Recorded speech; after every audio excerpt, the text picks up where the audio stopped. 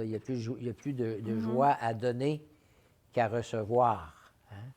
Parce que, à quelque part, on est fait pour le dépassement.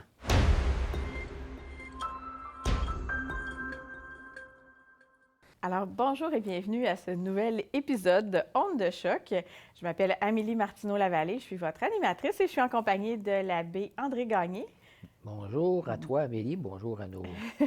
Je ne sais pas si on dit un public. Les amis, hein, finalement, qui sont avec nous. Les gens qui nous regardent, qui nous C'est ça, écoutent, tout dépendant de la plateforme. C'est ça. Alors aujourd'hui, le thème que vous nous avez proposé, c'est du pain et des jeux pour tous, pour toutes. Voilà. Alors, ça nous ramène dans l'Antiquité, cela, comme thème? Oui, hein? Je pense que oui, parce que c'est une phrase que j'avais apprise déjà. Du temps, on faisait du latin. Oh. Il y en a encore qui en font aujourd'hui. Alors, mais je savais que du pain et des jeux pour tous, c'était rattaché à l'Empire romain, finalement. Alors, pourquoi on prend un thème comme ça aujourd'hui? On n'est plus à l'époque de l'Empire romain. Mais remarquez, l'Empire romain, d'abord, c'était très organisé. Hein? Si on veut parler d'eux autres pour un petit peu, là. Parce qu'on parlait toujours de la décadence, au temps des Romains, mais c'était un peuple qui était, bon, très, très bien organisé, puis qui réussissait. Par exemple, il avait réussi à pas trop se laisser envahir par les Juifs, puis pas les perdre non plus, mais, tu sais, ils ont comme adapté des manières de faire pour que ça soit vivable avec les Juifs, qui n'étaient pas faciles à mener, là, probablement à raison, là. Mais en tout cas, donc, la mentalité, c'était, si on ne veut pas avoir de troubles à un moment donné, là, tu sais, avec le peuple, d'une certaine manière, c'est du pain et des jeux. Alors, il faut qu'il y ait ce qu'il faut pour manger à satiété, qu'il ne soit pas préoccupé par, tu sais, soit de la pauvreté, fasse qu'il n'y ait pas ce qu'il faut pour manger. Alors, et puis, deuxièmement, bien, là, il y avait l'aréna, bon, la reine, bon, il se passait des choses. C'était pas toujours des jeux très corrects, là, en un sens, mais c'était amuser les gens. Faut que tu les amuses, puis c'est comme si, en même temps, ça passait à l'agressivité des personnes. Je pense pas me tromper si je viens à aujourd'hui, là. Même ici, dans la ville de Québec, là, où je demeure, et toi aussi, enfin, oui, c'était... tu sais, on insiste beaucoup, depuis des années, la municipalité, les villes, par exemple, organisent des choses l'été, on fait venir des artistes que les gens aiment, affectionnent, et puis ça permet de rassembler des gens, leur donner des projets, et puis qui les calme d'une certaine manière, parce que là, ils vont se réjouir d'entendre tel auteur sur scène, de le voir ou de la voir, peu importe, là. Et puis, ça aide à ce qu'il ne se passe pas d'autre chose. Si tu n'offres rien aux gens, alors là, bien, ils vont se trouver des fois des choses à faire, mais on va se ramasser devant des gens un peu désœuvrés. Et puis là ils risquent d'avoir des manifestations de toutes sortes, manifestations de violence à gauche et à droite. Alors, des jeux, c'est comme si... Mais là, il y a des jeux, puis des jeux. Parce que on disait, en parlant des années qui sont les nôtres, qu'on est entré depuis 50 ans, 60 ans, dans une société de loisirs, où le loisir prend beaucoup de place. Finalement, c'est comme si le danger, c'est qu'ils prennent trop de place. Alors, on poursuit finalement du pain et des jeux. Oui. C'est ça? Ouais, dans le monde moderne. Puis probablement que ça s'est toujours un peu continué, peut-être, dans l'humanité, là, quand on pense aux saltimbanques, les cirques, les amuseurs publics. Il y a eu ça à différentes époques, Moyen-Âge, etc. Fait que ce principe-là de l'Antiquité, on continue à le garder. Est-ce que c'est parce que ça permet, en distrayant la population, de canaliser un peu son énergie? Ou Je pense que oui. Mais puis une espèce de sentiment d'appartenance aussi, oui, tu sais, à travers les équipes de sport, par exemple. Ici, c'est le hockey. Alors, bon, les gens sont passionnés, puis il y a une forme d'agressivité qui se civilise. C'est moi qui dis ça, là, mais Oui. ben, il y a peut-être d'autres qui l'ont dit avant moi, sûrement. Si c'est intelligent, c'est parce que d'autres y ont pensé avant moi. Et puis, les gens vont mettre leur fierté, ils vont s'identifier à leur équipe de hockey, à leurs joueurs de hockey. Et puis ça, là, ça fait sortir justement une espèce des fois d'agressivité qu'il y a à l'intérieur des personnes. D'énergie, oui. C'est pas Des fois, nécessairement agressif. Il y a des gens qui ont juste beaucoup d'énergie, Oui, non? c'est ça. OK. Alors, il faut que ça sorte. Il faut que ça se canalise d'une Ouais, certaine façon. ça fait du bien. Puis encore là, un peuple, quand on parlait de fameux Maurice Richard, comment les gens s'étaient identifiés à ces gars-là, dans ce temps-là, ton équipe de hockey, c'était des gens de chez vous, là. Oui, Hein, oui. ils ont changé les choses. Maintenant, c'est devenu autre chose parce que là, c'est devenu... c'est pas nécessairement... Ton équipe n'est pas nécessairement faite de gens de chez toi, là. Alors, c'est des gens d'ailleurs. Puis là, bien, ça a changé l'esprit de l'affaire. Tu t'identifies pas de la même manière à les nommer... imaginons Gorbatchev qui joue contre un autre, là, tu sais. Et puis, ça l'a amené une espèce de surenchère aussi sur l'argent. Tu sais, si on veut se faire une équipe, on va aller chercher les meilleurs, n'importe où dans le monde s'il le faut. On va leur offrir des millions. Et puis, ce qui fait que je ne suis pas sûr, moi, que les gens qui n'ont pas beaucoup d'argent là, ont les moyens d'aller assister à une joute de hockey. Moi, je n'irais pas, ça n'a pas de bon sens. Ils vont Ça aller au coûte ben trop junior, cher. ils vont aller à d'autres niveaux de hockey, peut-être pas à celui-là quand c'est trop dispendieux, ça devient un peu une élite. Il y a du vedettariat aussi dans ça. Là, tu sais. Alors, c'est là que c'est trouble un peu, toute cette question-là, tu sais, du pain et des jeux pour tous. Ça pourrait être positif en disant, oui, c'est bon le loisir, mais on n'existe pas juste pour être à rien faire.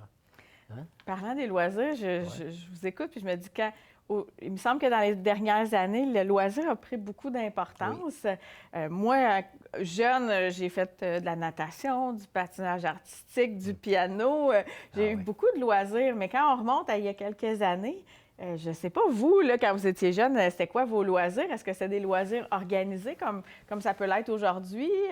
Y a-t-il une évolution dans ça, dans la société des loisirs un peu, organisés, si on veut? Oui, parce que, enfin, avant ça, les gens jouaient dehors. Tu sais, les jeunes jouaient dehors. Ils s'organisaient avec peu de choses. Mais il y avait, puis si on parle du Québec, en tout cas, il y avait beaucoup il y avait quelques villes, là, mais il y avait des fermes aussi. Il y a beaucoup de gens qui vivaient sur les fermes. Alors, ils travaillaient sur la ferme. Les enfants travaillaient sur la ferme des parents, entre autres. Et puis, bon, ils s'organisaient dans les petites municipalités, des équipes de baseball. Ça, c'est bon, c'est du softball. Et puis, surtout, parce qu'il n'y avait pas de soccer là, dans le temps, là, c'était moins... c'est venu par l'Europe à un moment donné, là, la passion du soccer. Est-ce qu'on complexifie les loisirs chez les jeunes pour qu'il y ait de la compétitivité aussi, beaucoup plus?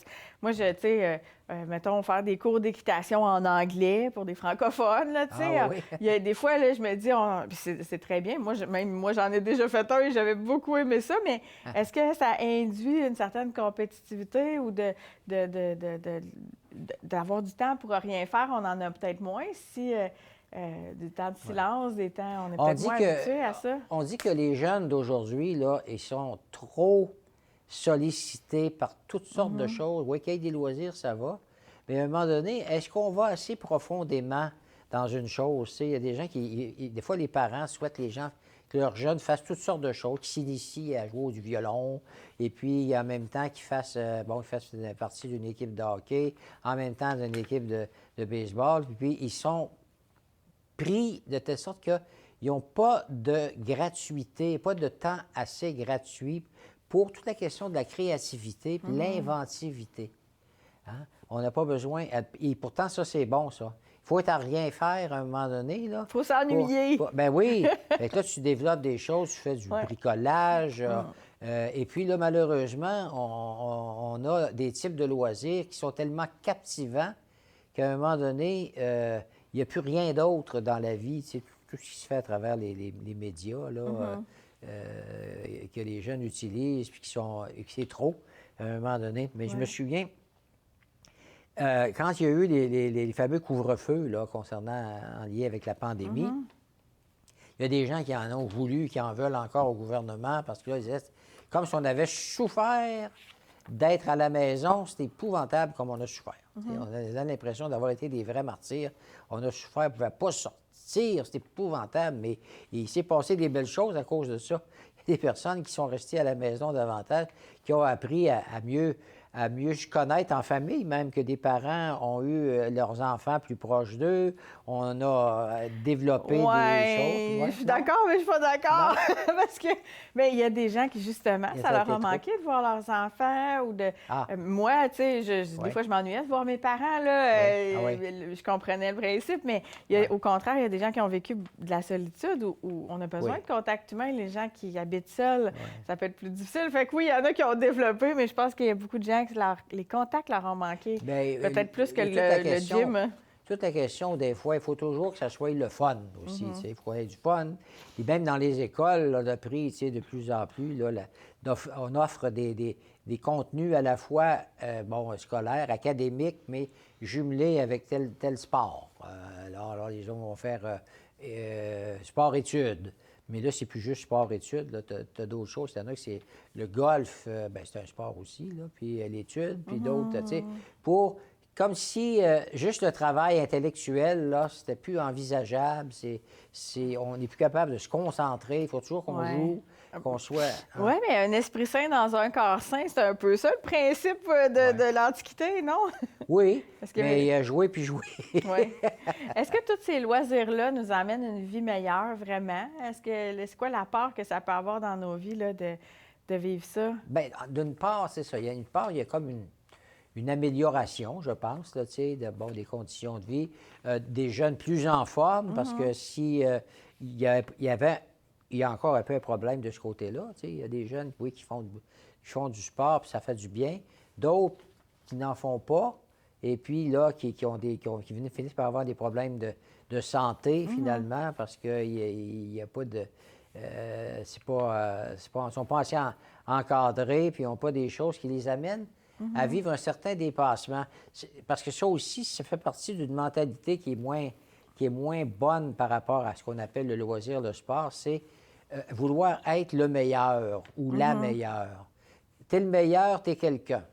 Il est arrivé deuxième, la médaille d'argent, c'est déjà gagner la médaille d'or, ça, c'est formidable. Médaille d'argent, en tout cas, dis donc. Ça sera pour la prochaine fois, tu sais. Le plus important, c'est d'avoir donné le meilleur de soi. J'aime les Jeux olympiques, même paralympiques, parce que les athlètes, souvent, je les trouve bien équilibrés, parce qu'ils sont capables de faire la part des choses, puis de se dire, j'ai donné le meilleur, au moment. Et puis, bien, ça a donné que je suis le 3e, ou mettons la 15e. Puis, bien, il y a comme une idée d'aller toujours plus loin là-dedans. Ça, c'est sain. Mais toujours viser d'être le plus vu, la plus vue, se mettre en scène soi-même dans les ordinateurs pour être applaudi, mettre sa vie en danger parce qu'on a toujours besoin d'être excité là, par des choses. À un moment donné, je voyais hier justement des courses de bicycle là, où la personne qui est sur la moto, là, vire deux, trois tours à l'envers. Il faut qu'elle retourne là, sur du bon côté. Et ça, tu te dis, ouf, pourquoi donc on a comme besoin de ça, là, une espèce de défi continuel? Ça, c'est vrai dans la vie, quand tu n'as plus de défi. Ou de rêve. Tu te mets à t'ennuyer. Oui, ou d'avoir un rêve pour quelque chose qui va venir plus tard. Quand on dit, ben là, si on peut avoir notre pension, là, puis il y a un temps, c'était le plus jeune possible, là, on est obligé de se raviser parce que la société n'a pas évolué de la manière qu'on pensait pour faire que tout le monde à 55 ans pourrait vivre jusqu'à 100 ans au moins, et puis n'avoir que soi-même à penser, puis faire des voyages, etc. Ça, c'est trompeur. Ça, c'est plus le loisir sain. Ça ne fait pas faire du bien tant que ça. Et d'ailleurs, il y a beaucoup de gens qui ont pris leur retraite, puis après quelques années, sont retournés au travail parce qu'il y avait besoin de trouver une espèce de sens. Ma vie, elle sert à quelque chose. Et souvent, leur expérience de vie fait que ces personnes-là, plus âgées, sont très appréciées. Et puis, elles ont quand même gardé des valeurs, tu sais, de bien faire ce que tu as à faire, être compétent ou compétente dans ton travail. Tu travailles avec le public, bien recevoir les gens, être heureux, avoir l'air heureux de les rencontrer, de leur donner des conseils, etc. Tu sais, c'est pas juste, si la journée peut finir, tu sais, si vendredi peut arriver, si on peut. Ça, là, c'est le moins bon dans la société des loisirs. Et puis, c'est se gâter, du pain et des jeux pour tous. Et puis, mais ça ne va pas. Ça, je ne crois pas. En soi, c'est pas ça qui rend heureux. Le don de choix, c'est toujours préférable. Ces temps-ci, là, il y a, à la télévision, là, tu sais, on fait une espèce d'annonce là, où on dit, on prend une phrase de l'Évangile, là, il n'y a plus de joie à donner qu'à recevoir. Hein? Parce que, à quelque part, on est fait pour le dépassement de soi. Ça, en soi, ça devrait être très bien. Pas être le meilleur, mais donner le meilleur de soi-même. Et si le meilleur de toi-même, pour toi, à l'école, c'est d'avoir 75 bien, si tu as donné le meilleur de toi, après, on verra. Si tu n'es pas capable, imaginons que tu voulais devenir un homme de science, etc., finalement, mais d'après les cours que tu suis, tu n'as pas ce qu'il faut pour bien emmagasiner des connaissances. À un moment donné, il va falloir que tu songes à un autre défi, à relever un défi qui ne va pas te rendre malheureux parce que tu vas avoir l'impression que tu n'es pas capable de répondre à ce qu'on attend de toi. Ouais.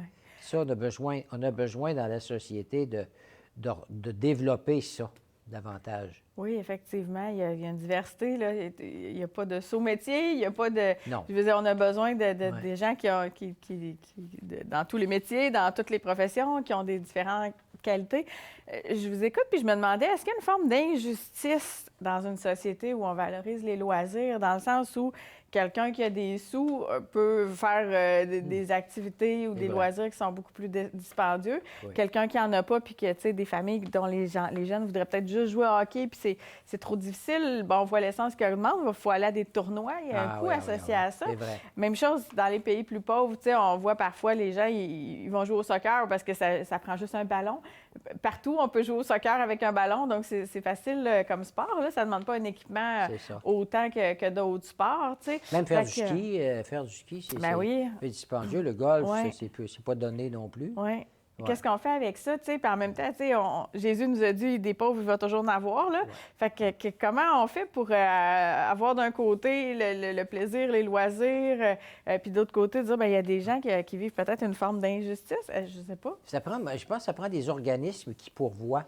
À un moment donné, c'est là, tu sais, à partir du moment où on est conscient que il y a des jeunes, des fois, c'est des jeunes handicapés, par exemple, tu sais, qui n'ont pas qui ont rien qui leur est proposé, puis on va monter, on va mettre sur pied des lieux de vacances où on va avoir des personnes expertes aussi qui vont aider ces jeunes-là à se dépasser. Et les frais, bien, sont assumés par une fondation quelconque. Ça, je trouve que c'est très beau, ça.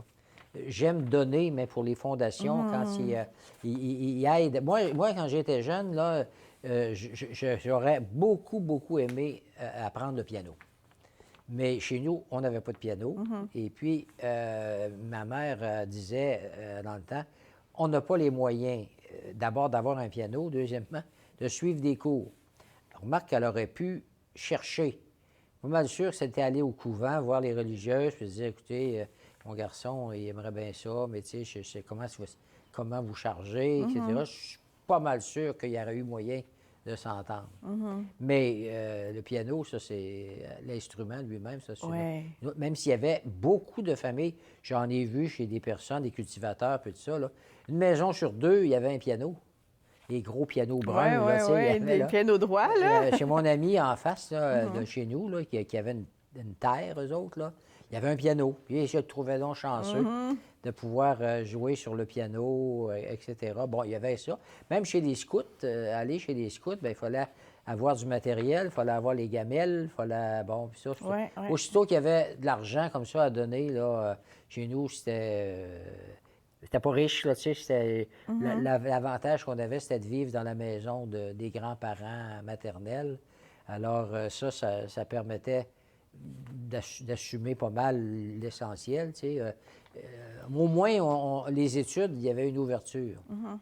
Mais, tu sais, à un moment donné aussi, c'est qu'on récompensait beaucoup les forts, là, tu sais, par exemple, dans le sport, il y a toujours eu des trophées, tu sais, pour les gens du sport. Puis, à un moment donné, je me disais, mais pour ceux qui sont bons intellectuellement parlant, il n'y a pas beaucoup de récompenses. Ils ne donnent pas de trophée. Et puis, même au contraire, tu sais, c'est que être un athlète, là, tu avais déjà une bonne réputation.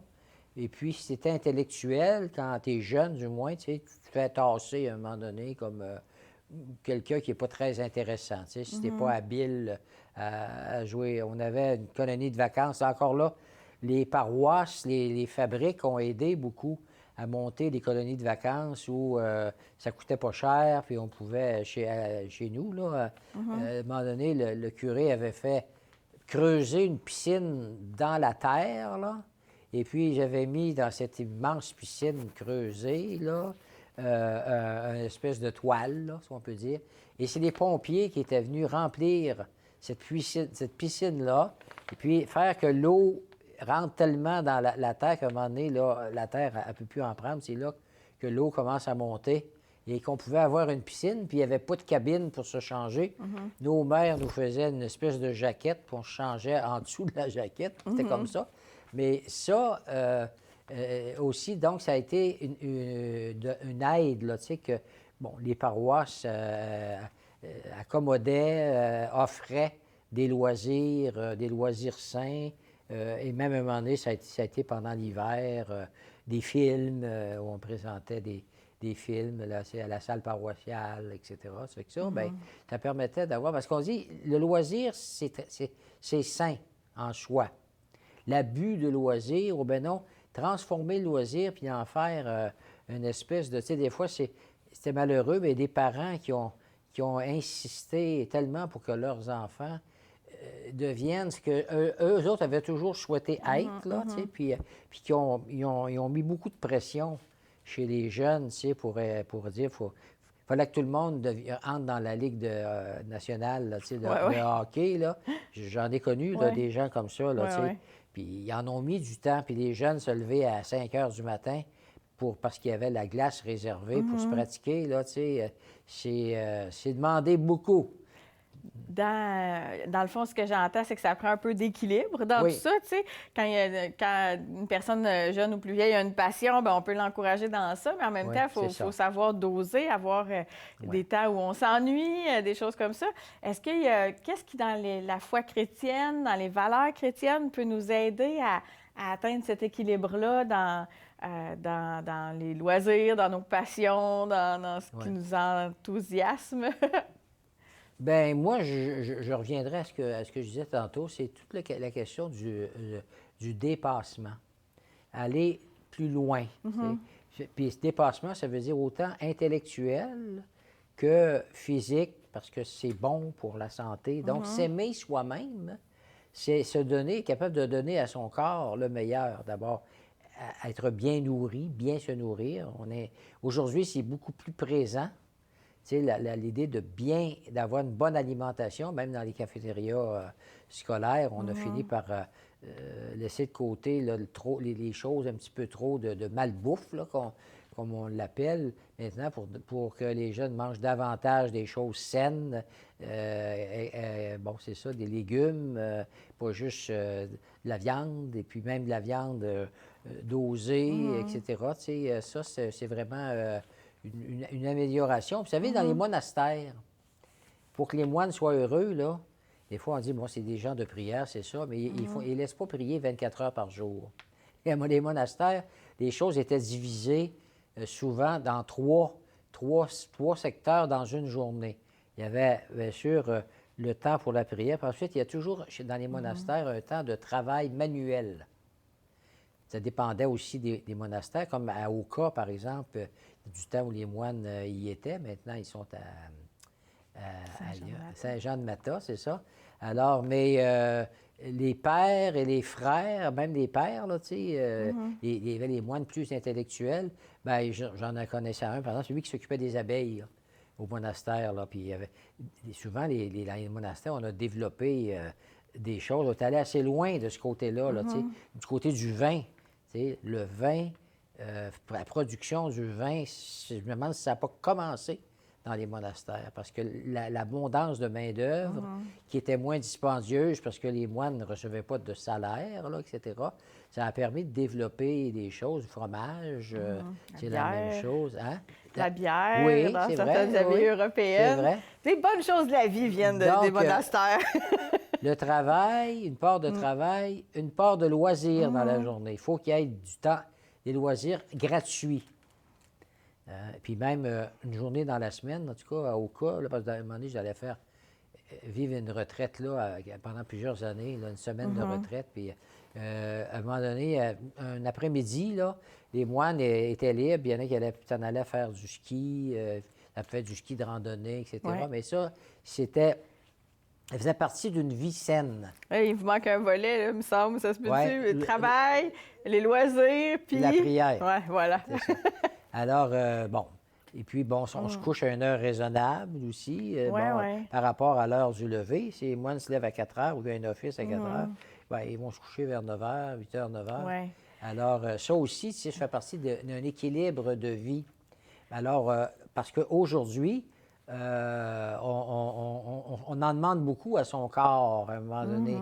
Et puis, quand on commence à vieillir un peu, là, des fois, les gens, tu sais, c'est des soirées et des nuits, finalement, qui n'en finissent plus. Quelques heures de sommeil, puis on est déjà prêt à entreprendre quelque chose d'autre. On court à gauche, on court à droite. On n'a pas il manque d'une espèce de gratuité.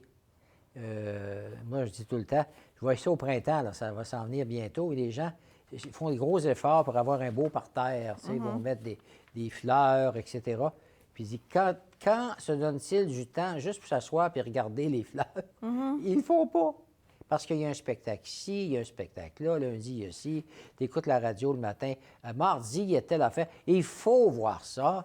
Le mercredi, il y avait tel film. Il faut voir ça. En fait, il faut avoir tout vu, tout s'exciter. Et puis, à un moment donné, à la longue, là, c'est pas sain. S-A-I-N ni S-A-I-N-T. Je pense que ce qui est sain, S-A-I-N est sain, S-A-I-N-T. On a parlé de plusieurs volets, des loisirs et puis du pain et des jeux, là, tu sais, le volet sportif, créatif. Les jeunes d'aujourd'hui sont de plus en plus conscientisés sur la planète, sur l'importance de la nature.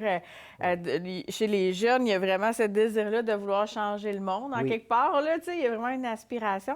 Est-ce que ça peut rentrer dans une sorte de loisir ou c'est une drôle de question, là, tu sais. Je pense à Robert Lebel qui dit dans une de ses chansons « Tous ensemble, il me semble, on pourrait changer le monde ». Y a-t-il du temps qu'on devrait pouvoir consacrer à ça? Puis ça rentre dans quel temps, ça? Ça rentre dans... Parce que là, on vient de parler de la sagesse des moines et des moniales avec le côté prière, travail, loisir. Quand on pense à tout cet aspect-là, on rentre ça où? Éducatif, beaucoup. OK. Et ça plaît aux jeunes, à un moment donné, si on leur offre des projets. Encore une fois, ça prend des organismes pour le faire, mais il y en a depuis un certain nombre d'années là, qui vont vivre des expériences, demandées dans des pays en voie de développement. Ils vont aller participer à un projet pour amener l'eau potable, imaginons, à telle place. Et ça, là, ça leur fait beaucoup de bien.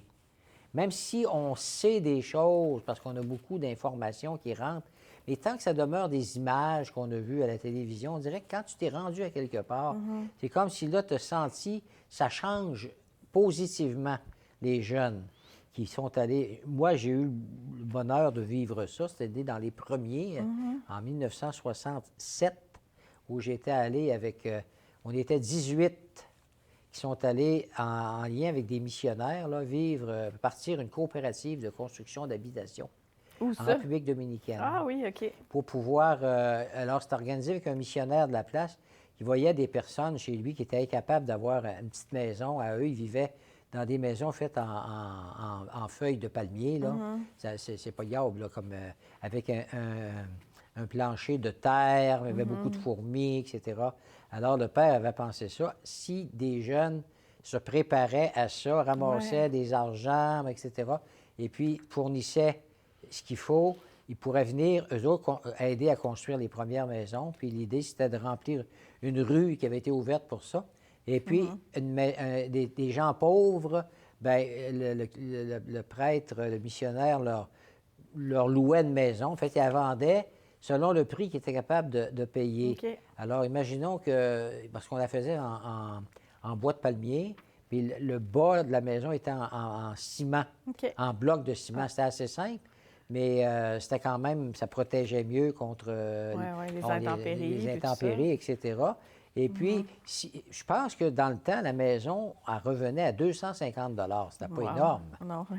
Mais pour les gens, ça l'était. Oui, oui. Mais s'ils réussissaient à donner 20 imaginons, dans une année, bien, après 10 ans, mettons, la maison était à eux. Sinon, ils n'auraient jamais été capables d'en avoir. Oui, oui. Mais ce que j'ai appris là, c'était, tu sais, quand tu reviens, puis on avait rendu compte de notre expérience, dans le temps, c'était au Palais Montcalm, parce que le Grand Théâtre n'existait pas. OK. On avait donné un spectacle au Palais Montcalm, Ah oui? puis on avait, oui, puis ça avait très bien été.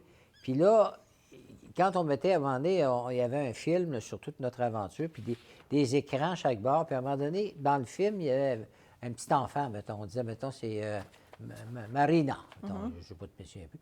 Alors, Marina, on prenait tout à coup, puis là, la photo de Marina se transférait sur un écran, là.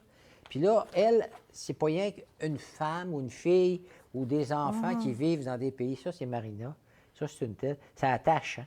Oui. C'est plus les pauvres. Il y a un nom sur le c'est elle. visage. C'est Teresa. Ouais. L'autre, c'était un petit gars, bon, etc. Alors, et puis, les gens avaient entré là, dans ça. Et puis, ça change. Moi, je ne pouvais plus arriver chez nous, là, puis laisser l'électricité, par exemple, fonctionner alors que je ne suis pas dans ma chambre avec la lampe ouverte. Je ne suis plus capable. J'ai jamais plus été capable de faire ça. Tu sais, de profiter exagérément de tout ce qui nous est offert. Et on était revenu de là en mois d'août, et il y avait l'expo provinciale, là, ici, dans le temps, là, à Québec. J'étais allé à l'expo, puis j'étais malheureux comme les pierres du chemin.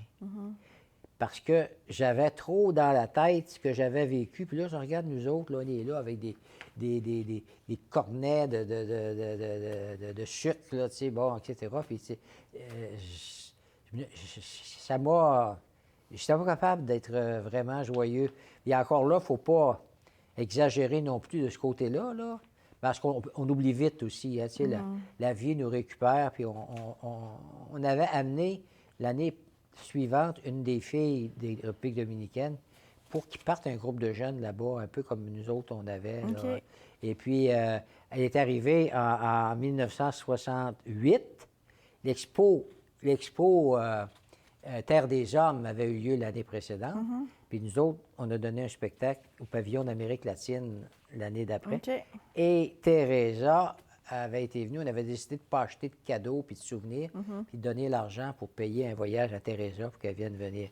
Là, Teresa arrive sur le terrain de l'expo, là, tu sais, mais refaite, et elle dit, pour moi, être venue ici, c'est comme avoir mis le pied sur la Lune. Wow.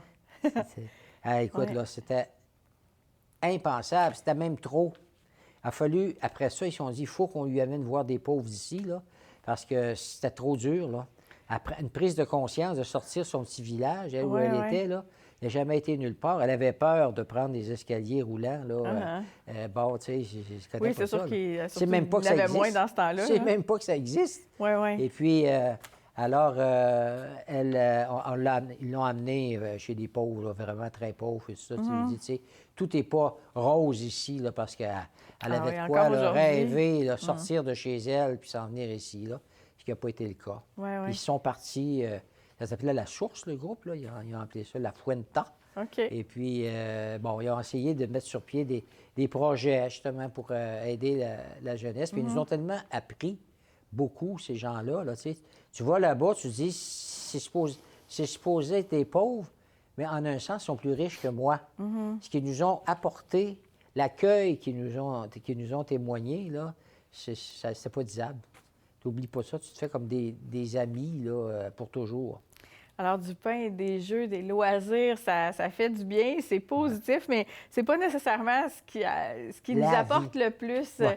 dans la vie, effectivement. Là, c'est ce que j'entends. Apprendre à donner. Apprendre à donner. Ouais. Il y a plus de joie à donner qu'à recevoir, Oui, comme il on faut, disait faut apprendre tantôt. à donner. C'est que si tu vis juste pour toi-même, et si les parents, des fois, laissent trop Mm-hmm. les enfants vivre pour eux-mêmes, ils ont tout, ils ont ci, ils ont ça. Des fois, ils sont très exigeants, peu enclins à donner. Et puis, il y a quelque chose là-dedans qui est pas sain. Des fois, je le dis, mais c'est... Alors, Oui. on a fait un beau tour du sujet, je pense, Oui. du pain des jeux. On est en train d'embarquer sur un sujet complémentaire avec le côté plus social, Ouais. tout ce que ça nous apporte. Ça sera peut-être le sujet d'un autre prochain balado d'Onde de Mais choc. on a dansé le merengue. Ah oui? Oui, oui, quand il y avait des On loisirs. veut une démonstration! Donc, merci l'abbé André Ah, ben, Gagné ça fait plaisir. d'avoir été présent avec nous puis d'avoir fait ce balado. Et puis, s'il y a des gens qui veulent nous rejoindre ou vous rejoindre, surtout, c'est vocation Ouais. avec un S à commercial scdq.org pour nous suggérer des sujets, nous faire des commentaires sur l'émission. On est toujours heureux d'en recevoir. Et puis, merci à notre technicien Martin Bolduc. Et puis, nous, on va se dire à la prochaine. Les prochains balados vont peut-être tarder un peu, là, parce qu'il faut qu'on s'ajuste Oui. Dans une période. Mais il y en aura d'autres. Il y a beaucoup de choses. Une période où Amélie n'a pas beaucoup de temps d'avoir de loisirs. Ça ressemble un peu à ça, c'est la Ouais, vie. c'est ça. Donc, merci, au De rien. plaisir. Bonjour.